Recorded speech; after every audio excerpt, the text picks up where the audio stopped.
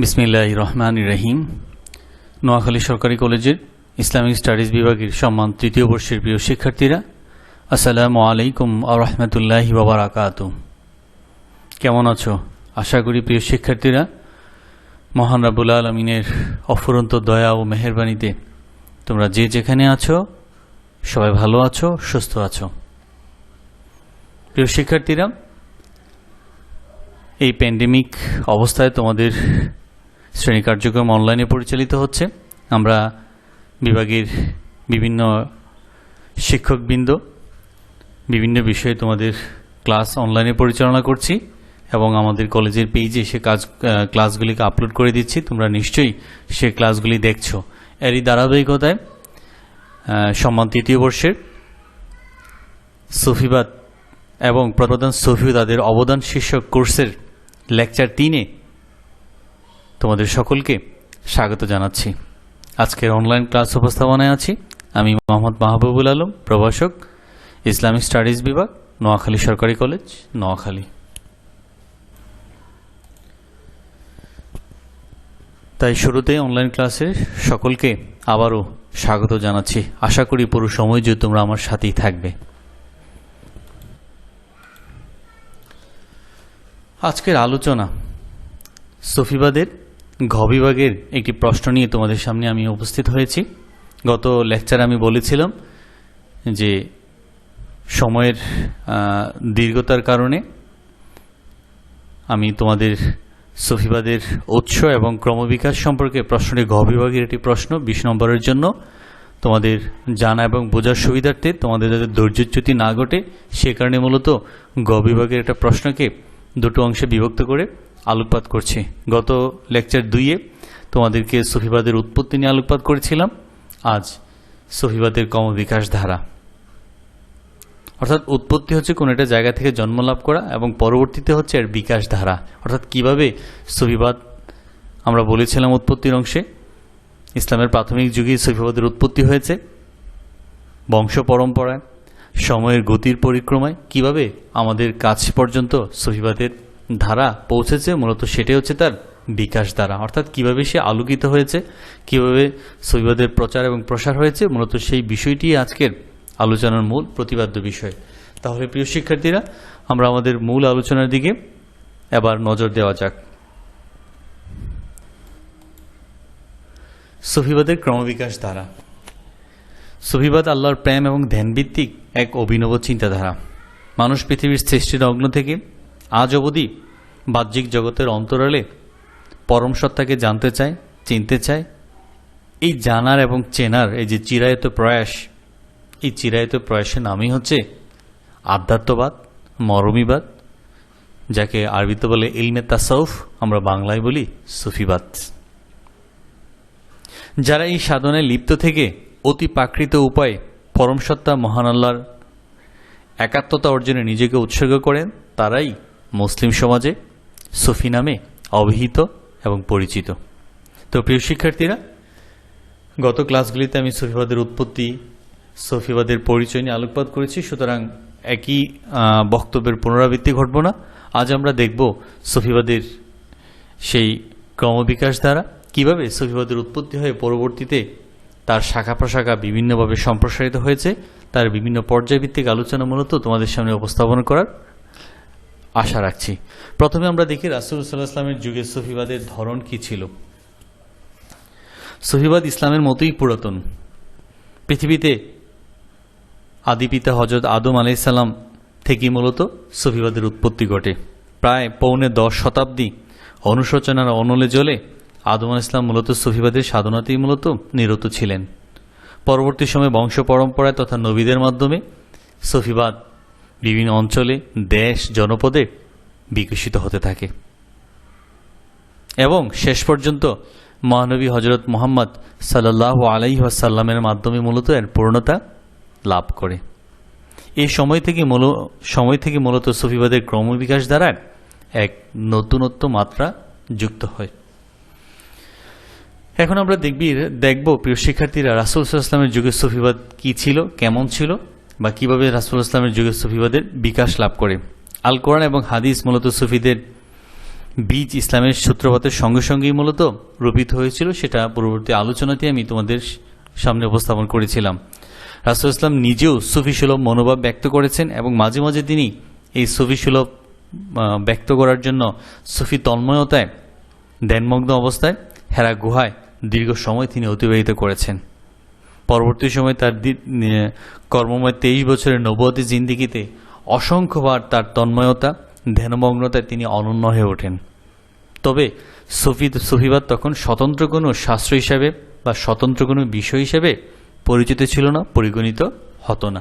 তাহলে প্রিয় শিক্ষার্থীরা, আমরা দেখলাম সুফিবাদ রাসূল ইসলামের যুগে ছিল। তিনি প্রায় সময় ভাববিহলতায় এবং তন্ময়তায় তিনি তার সময়কে অতিবাহিত করতেন এবং যার প্রত্যক্ষ প্রমাণ আমরা দেখি হেরা গুহায় রাসূল ইসলাম তার ধ্যানমগ্ন থাকতেন। সেখানে তার জীবনের গুরুত্বপূর্ণ সময় তিনি সেখানে অতিবাহিত করেন। মহান রাব্বুল আলামিনের প্রভুর একান্ত সান্নিধ্যে কিছু সময় তিনি কাটিয়েছেন। তাহলে প্রথম অবস্থায় সুফিবাদ যে আলাদা একটা বিষয় বা শাস্ত্র, সেই হিসেবে সেটা পরিগণিত হতো না, বরং সুফিবাদ ইসলামের সাথেই মূল সম্পৃক্ত অবস্থায় ছিল। অর্থাৎ এটা ছিল রাসূল ইসলামের যুগে সুফিবাদের ধরন। পরবর্তীতে আমরা দেখি সাহাবীর যুগে সুফিবাদ, অর্থাৎ পরবর্তী সময় রাসূল ইসলামের সাহাবীগণের যুগে সুফিবাদের ধরন বা ধারণ কীরকম হয়েছিল। মহানবী সাল্লাল্লাহু আলাইহি ওয়াসাল্লামের ইন্তেকালের পর সাহাবীগণ প্রিয় নবী সাল্লাল্লাহু আলাইহি ওয়াসাল্লামের ধ্যান এবং আত্মশুদ্ধির ধারাকে তারা অনুসরণ করে চলতেন। আত্মশুদ্ধি সাধনায় তারা লিপ্ত হয়েছেন। মহানবী সাল্লাল্লাহু আলাইহি ওয়াসাল্লামের একদল সাহাবী ইসলাম গ্রহণের পর সুফি তন্ময়তা এবং পরহেজগারির তারা অনুশীলনে নিরত হন। তারা মসজিদে নববীর একপাশে ইবাদত এবং ধ্যানে নিমগ্ন থাকতেন এবং অত্যন্ত কম সময়ই তারা বৈষয়িক তথা জাগতিক কাজকর্মে নিজেদেরকে বিবৃত রাখতেন। হযরতের এই সকল সাহাবীগণই ইসলামের ইতিহাসে আহলে সুফফা তথা আহলে সুফফা, আহাল মানে হচ্ছে অধিবাসী, আর সুফফা শব্দের অনেক বিশ্লেষণ রয়েছে, তবে সবচেয়ে পরিচিত এবং বিখ্যাত যেই বক্তব্য হচ্ছে সুফফা মানে হচ্ছে বারান্দার অধিবাসী। তো আহলে সুফফা মানে বারান্দার অধিবাসী, তাদেরকে বলা হয় যারা ইসলামের ইতিহাসে আহলে সুফফা নামে পরিচিত। আর এই আহলে সুফফাদের মধ্যে অগ্রগণ্য ছিলেন হযরত আবু হুরায়রা রাদিয়াল্লাহু তাআলা আনহু, যিনি সর্বাধিক হাদিস বর্ণনা করেছেন। তো এই সকল আহলে সুফিদের গোষ্ঠীবদ্ধ সাধনার তারা জনক। তাদের মাধ্যমে সুফিবাদের মূলত বিকাশ দ্বারা আস্তে আস্তে অঙ্কুরিত হতে হতে বিস্তৃতি লাভ করে। তাহলে প্রিয় শিক্ষার্থীরা, আমরা দেখলাম রাসূল ইসলামের যুগে সুফিবাদ ছিল, কিন্তু রাসূল ইসলাম আলাদা বিষয় হিসেবে সেটা পরিগণিত হতো না। সাহাবীদের যুগেও সেই যে সুফিবাদের যে বীজ বপন রাসূল ইসলাম করেছেন, সেটা আস্তে আস্তে অঙ্কুরিত প্রস্ফুটিত হতে লাগলো। অর্থাৎ সাহাবীগণ আল্লাহ রাসূল সাল্লাল্লাহু আলাইহি ওয়াসাল্লামের সেই ধ্যানমগ্নতা এবং তন্ময়তাকে তারা নিজেদের জীবনে অবলম্বন করে নিয়ে তারাও সে ধ্যানমগ্নতা এবং তন্ময়তা নিজেদেরকে বিবৃত রাখেন, যার প্রেক্ষিতে আমরা দেখছি মসজিদে নববীর বারান্দায় একদল সাহাবী সবসময় তারা বৈষয়িক কাজকর্মকে পরিহার করে আল্লাহ রাসূল সাল্লাল্লাহু আলাইহি ওয়াসাল্লামের দরবারে থাকতেন এবং নিজেদেরকে আধ্যাত্মবাদের সাধনায় যোগ্য করে তুলতেন। তো তাদেরকে ইসলামের ইতিহাসের পরিভাষায় বলে আহলে সুফফা তথা বারান্দার অধিবাসী। আহলে সুফফা, আবার কেউ কেউ বলেছেন আহলে সুফফা হচ্ছে ওই সকল সাহাবী যে সকল সাহাবী জাগতিক বিষয়কে পরিহার করে, নিজের শোক দুঃখকে পরিহার করে আল্লাহ রাসূল সাল্লাল্লাহু আলাইহি ওয়াসাল্লামের সান্নিধ্যে থাকাকে যারা পছন্দ করতেন, তারাই মূলত আহলে সুফফা নামে পরিচিত। তো যাই হোক প্রিয় শিক্ষার্থীরা, এরপর আমরা দেখছি সুফিবাদের ক্রমবিকাশ দ্বারায় সুফিবাদের শাস্ত্রীয় বিকাশ। এই দুটো যুগে রাসূলের এবং রাসূল সাল্লাল্লাহু আলাইহি ওয়াসাল্লাম এবং সাহাবীদের যুগে সুফিবাদ কোনো আলাদা কোনো বিষয় হিসেবে তথা শাস্ত্র হিসেবে বিকাশ লাভ করেনি, বরং তৃতীয় পর্যায়ে এসে সাহাবীদের যুগের পর তাবি এবং তাবেঈনদের যুগে এসে সুফিবাদ শাস্ত্রীয়ভাবে অর্থাৎ গ্রন্থগতভাবে এর বিকাশ যাত্রা শুরু হয়। সুফিবাদের প্রত্যাশিত শাস্ত্রীয় এবং স্বতন্ত্র দ্বারা শুরু হয় মূলত সাহাবীগণের যুগ অতিবাহিত হওয়ার পর থেকেই। হযরত হাসান আল বসরি রহমতুল্লাহ আলাইহি তিনি প্রথম সুফি হিসেবে অভিহিত হন। তিনি বিখ্যাত তাবি ছিলেন। মহানবী সাল্লাল্লাহু আলাইহি ওয়াসাল্লামের পরিবার এবং বংশের লোকদের নিকট তিনি শিক্ষা লাভ করেন। কেউ কেউ আবু হাশেম সুফি অথবা জাবির ইবনে হাইয়ানকে প্রথম সুফি হিসেবে মনে করেন। অবশ্য যাকে প্রথম সুফি হিসেবে অভিহিত করা হোক না কেন, হিজরির ২য় শতাব্দীর শেষভাগে সুফি নামটি সর্বসাধারণের মধ্যে বিস্তার লাভ করে এবং ব্যাপকতা পায়। যাত্রা শুরু হয় কৃচ্ছ্রতা সাধন এবং পরহেজগারির চূড়ান্ত নিদর্শনের মাধ্যমে সুফিবাদের এক নতুন যুগ। তাহলে প্রিয় শিক্ষার্থীরা, আমরা সুফিবাদের বিকাশ দ্বারা তৃতীয় পর্যায়ে দেখছি যে তৃতীয় পর্যায়টা শুরু হয়েছে সাহাবিগণ, সাহাবি রাদিয়াল্লাহু সাহাবাদের যুগের, অর্থাৎ সাহাবিগণের পরে থেকেই মূলত সুফিবাদের শাস্ত্রীয় বিকাশ, অর্থাৎ কৃচ্ছ্রতা সাধন এবং পরহেজগারির চূড়ান্ত নিদর্শন মূলত এই যুগে শুরু হয়। আর এই যুগের অন্যতম প্রবক্তা বা পুরোদা ব্যক্তিত্ব হিসেবে চিহ্নিত করা হয় হযরত হাসান আল বসরি, তাকে প্রথম সুফি হিসেবেও অভিহিত করা হয়। এরপর আমরা দেখি সুফিবাদের ক্রমবিকাশ দ্বারায় সুফিবাদের নীতি প্রণয়নে বিবর্তনের যুগ। বিবর্তনের দ্বিতীয় স্তর শুরু হয় মূলত হযরত জিন্নুন মিসরির হাত ধরে। তিনি সুফিবাদকে মতবাদ হিসেবে তিনি পূর্ণাঙ্গ রূপদান করেন এবং তিনি ছিলেন একজন সুফি এবং দার্শনিক। তিনি সুফি সাধনায় হাল এবং মাকাম স্তর সম্পর্কীয় মতবাদ এর তিনি প্রবক্তা। এই যুগে মারুফ আল কারখি, জুনায়েদ বাগদাদি, আল শিবলি প্রমুখ সুফিবাদ সাধনার প্রবর্তিত নীতিমালা প্রণয়নে তারা অগ্রণী ভূমিকা পালন করেন। তো প্রিয় শিক্ষার্থীরা, আমরা দেখছি সুফিবাদের ক্রমবিকাশ দ্বারায় চতুর্থ পর্যায়ে এসে সুফিবাদের নীতি, অর্থাৎ একটা বিষয়কে প্রাতিষ্ঠানিকভাবে রূপদানের জন্য জনসম্মুখে তার প্রকাশের জন্য কিছু নীতি বা নিয়ম নীতির প্রয়োজন। তো সুতরাং চতুর্থ যুগে এসে আমরা দেখছি এই সুফিবাদকে বিকাশ দ্বারার ক্ষেত্রে চতুর্থ যুগ খুবই গুরুত্বপূর্ণ, কারণ এই যুগে কিছু নীতি প্রবর্তিত হয় যে নীতির উপর ভিত্তি করেই মূলত সুফিবাদের অগ্রযাত্রা সামনের দিকে এগুতে থাকে। তাহলে আমরা দেখছি, আর এই নীতি প্রণয়নের ক্ষেত্রে যার ভূমিকা অসামান্য তিনি হচ্ছেন জুনুন আল মিসরি। তিনি জীবন একাধারে সুফি ছিলেন, তিনি ছিলেন একাধারে একজন দার্শনিক। তো সুতরাং তিনি সুফি সাধনায় প্রথম হাল এবং মাকাম দুটা স্তর, সুফি যারা সুফি সাধনা করেন তারা সুফি তত্ত্বের দুটি স্তর তিনিই প্রথম সুফিবাদের নীতির মধ্যে অন্তর্ভুক্ত করেন। এরপর প্রিয় শিক্ষার্থীরা, আমরা দেখছি সর্বখুদাবাদ প্রবর্তনের যুগ।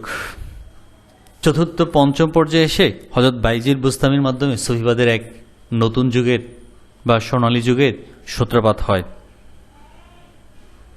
আর হুসাইন ইবনে আল মনসুর হাল্লাজের মাধ্যমে মূলত এই সোনালী যুগের পূর্ণতা প্রাপ্তি ঘটে। আর এই যুগে সুফি সাধনায় ফানাফিল্লা তথা এবং পরবর্তীতে বাকাবিল্লা ধারণারও উন্মেষ ঘটে।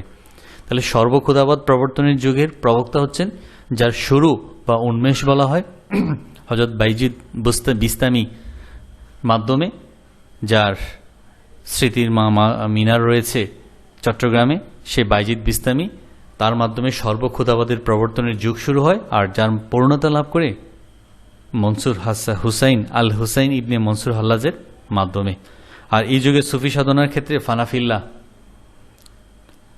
এবং বাকাবিল্লা, এই সুফি সাধনার দুটি স্তর, মূলত এই যুগেই এই দুটি স্তরের সূত্রপাত ঘটে। এরপর আমরা দেখছি প্রিয় শিক্ষার্থীরা সুন্নি মাযহাবের সাথে সমন্বয়ের যুগ। সুফিবাদের গুরুত্বপূর্ণ বিকাশ দ্বারা গুরুত্বপূর্ণ অংশ হচ্ছে সুন্নি মাযহাবের অন্তর্ভুক্ত সাথে সমন্বয়ের যুগ। সুফিবাদকে স্বতন্ত্র শাস্ত্রীয় আত্মপ্রকাশের পর মূলত সবাই যে সুফিবাদকে গ্রহণ করেছে বিষয়টা তেমন নয়, বরং এই নিয়ে মতপার্থক্য তৈরি হয়েছে।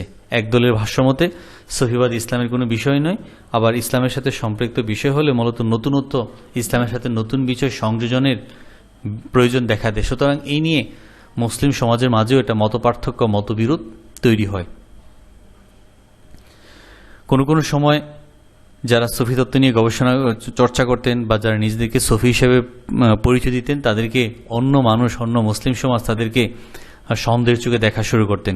কোনো সময় বিরোধ এবং নির্যাতনেও রূপান্তরিত হয়েছে, কারণ তারা যখন ইসলামের সুফিবাদের কথা, সুফি তত্ত্বের কথা প্রচার করতেন, অনেকে সেটা বিশ্বাস করতেন না। তখন তাদের কথা হচ্ছে সুফিবাদী ইসলামের নতুন সংযোজন। তো সুতরাং এই নিয়ে তাদের মাঝে মতপার্থক্য তৈরি হয়, মতবিরোধ তৈরি হয়। সে মতবিরোধের প্রেক্ষিতে অনেক সময় ঝগড়া বিবাদ এবং নির্যাতনেও অনেক সময় সেটার সমাপ্তি ঘটে। কিন্তু আল গাজালির প্রচেষ্টায় সুফিবাদ এবং গোঁড়া মতবাদের মূলত সমন্বয় ঘটে এবং সুফি ধারণার জন্য তিনি স্বীকৃতি লাভ করেন। আল গাজালির প্রচেষ্টায় মূলত সুফিবাদ সুন্নি মাযহাবের সাথে অন্তর্ভুক্ত হয়। অর্থাৎ প্রিয় শিক্ষার্থীরা, একটা জিনিস যখন প্রচলন হয়, প্রবর্তন হয়, সহজে সাধারণ মানুষ সেটাকে গ্রহণ করতে চায় না। এর মধ্যে কিছু আছে গোঁড়াপন্থী, যারা সবসময় মনে করি এটার সাথে এটা কেন আসবে। তো সুতরাং সুফিবাদের উন্মেষ ক্রমবিকাশের ক্ষেত্রেও এই একটা যুগের মুখোমুখি হতে হয়েছে সন্দেহের শিকার, এবং ফলে মুসলমানদের মাঝে দুটো অনেক দল উপদলের সৃষ্টি হয়েছে। সুতরাং পরবর্তী সময়ে ইমাম গাজ্জালি, যিনি একজন ইসলামী, যাকে বলে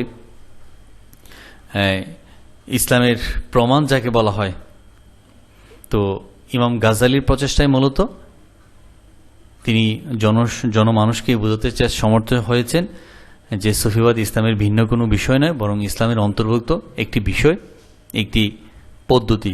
তো ফলে তার প্রচেষ্টায় মূলত সুফিবাদ ইসলামের মূল ধারার সাথে সম্পৃক্ত তথা সুন্নি মাযহাবের সাথে অন্তর্ভুক্ত হয়। এরপর আমরা দেখছি ওয়াহদাতুল উজুদ প্রবর্তনের যুগ। সপ্তম হিজরিতে জৈন এবং পারস্যে সুফিদের ক্রমবিকাশ ধারা মূলত চলতে থাকে। মহিউদ্দিন ইবনুল আরাবি এই স্তরের প্রধান এবং প্রথম সুফি। এরপরে মাওলানা জালালউদ্দিন রুমি, মোল্লা জামি, কুতুবউদ্দিন বখতিয়ার কাকি, নিজামুদ্দিন আউলিয়া প্রমুখ মূলত সুফিগণের উপর ওয়াহদাতুল উজুদ এর কম বেশি প্রভাবে প্রভাবান্বিত হয়েছিলেন। এই দর্শনের বুনিয়াদী নীতি হল মহান আল্লাহ সকল সত্তার ঐক্য। অর্থাৎ সুফিবাদের ক্রমবিকাশ দ্বারা সপ্তম পর্যায়ে আমরা যেটা দেখছি প্রিয় শিক্ষার্থীরা, ওয়াহদাতুল উজুদ, অর্থাৎ সবকিছুর মাঝেই মহান আল্লাহ তাআলার ঐক্য বা একতা বিদ্যমান, এ একটা মতবাদ। তো সেই মতবাদ মূলত সুফিবাদের সম্পৃক্ত করা হয় সপ্তম হিজরিতে চলতে থাকে, আর এর প্রবক্তা হচ্ছেন মহিউদ্দিন ইবনুল আরাবি। পরবর্তী সময়ে আমরা দেখেছি মোল্লা জামি, মোল্লা জালালউদ্দিন রুমি, কুতুবউদ্দিন বখতিয়ার কাকি, নিজামুদ্দিন আউলিয়া প্রমুখ সহ মূলত ওয়াহদাতুল উজুদের মতবাদে তারা প্রভাবান্বিত হন এবং ওয়াহদাতুল উজুদ প্রচারে তারা অগ্রগণ্য ভূমিকা পালন করেন।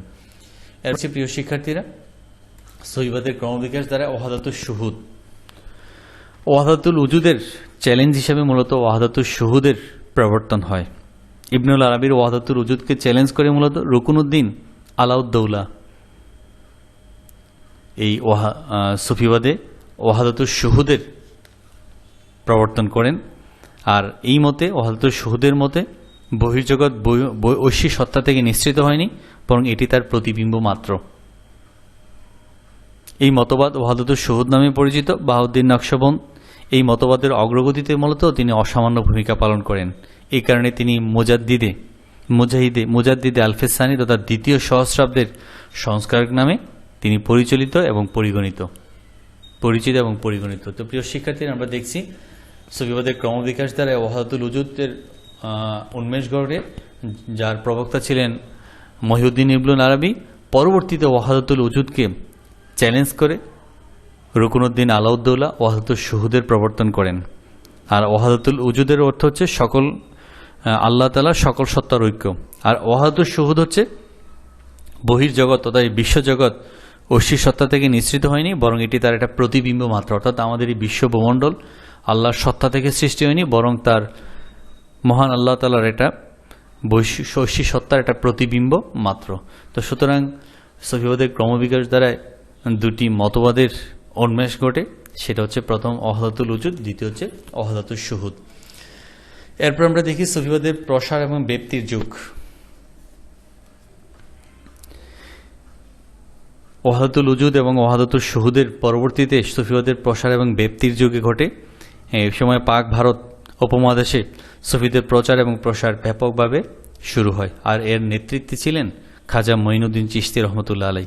তাকে এই যুগের অন্যতম সুফি, শ্রেষ্ঠ দরবেশ এবং সাধক হিসেবে তাকে অভিহিত করা হয়। আর এর সাথে সাথে ছিলেন খাজা নিজামুদ্দিন আউলিয়া। এই সময় এই ভারত উপমহাদেশে কাদিরিয়া তরিকা, চিশতিয়া, নকশবন্দিয়া, মুজাদ্দিদিয়া মূলত এইসব তরিকারও সম্প্রসারণ এবং ব্যাপ্তি ঘটে। তাহলে অর্থাৎ এই সব তরিকা এবং তাদের অক্লান্ত কর্মপ্রচেষ্টার মাধ্যমে মূলত সুফিবাদের প্রচার এবং প্রসারের এক সোনালী যুগের সূচনা হয়। আর এর অন্যতম পুরোধা ব্যক্তিত্ব হচ্ছেন খাজা মঈনুদ্দিন চিশতি এবং খাজা নিজামুদ্দিন আউলিয়া।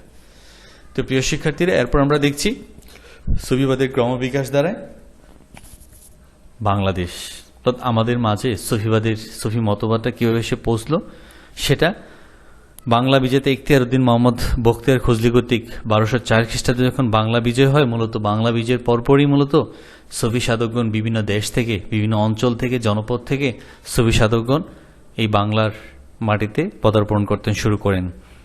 তাদের উদ্দেশ্য ছিল ইসলাম প্রচার করা, সাথে সাথে আধ্যাত্মবাদের দীক্ষায় মানুষকে দীক্ষিত করা, এবং তাদের প্রচেষ্টা দিয়ে মূলত এই বঙ্গদেশে ইসলামের প্রচার প্রসারে এক সোনালী যুগের সূত্রপাত হয়।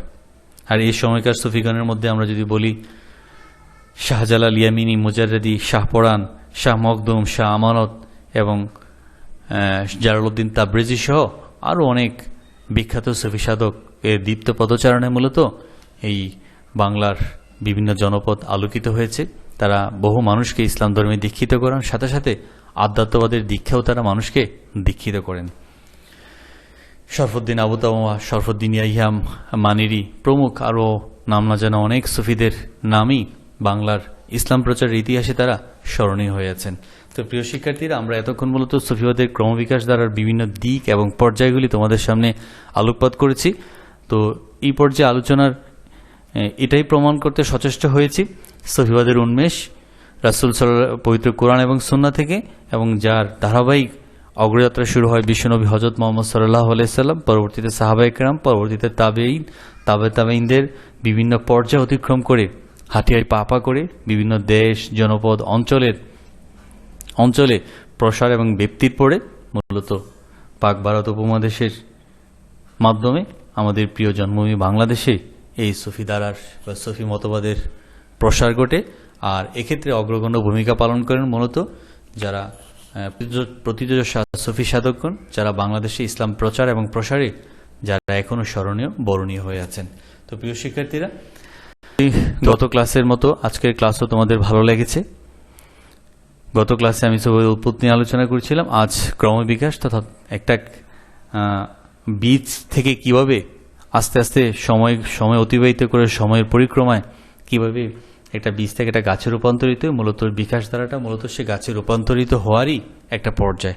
বিভিন্নভাবে বিভিন্ন চড়াই উতরায় পার হয়ে বিভিন্ন প্রতিবন্ধকতা থেকে পিছনে ফেলে মূলত সুফিবাদ বিকাশ লাভ করেছে,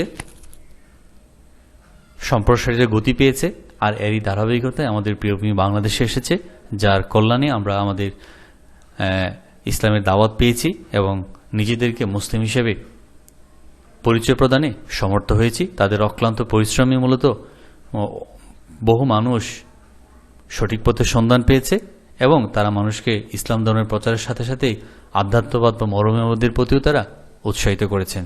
তো প্রিয় শিক্ষার্থীরা, আজ এ পর্যন্তই। তোমরা ভালো থাকো, সুস্থ থাকো। পরবর্তী ক্লাসের অপেক্ষায় থাকলাম। তো আজ এ পর্যন্তই। আল্লাহ হাফেজ। আসসালামু আলাইকুম ওয়া রাহমাতুল্লাহি ওয়া বারাকাতুহু।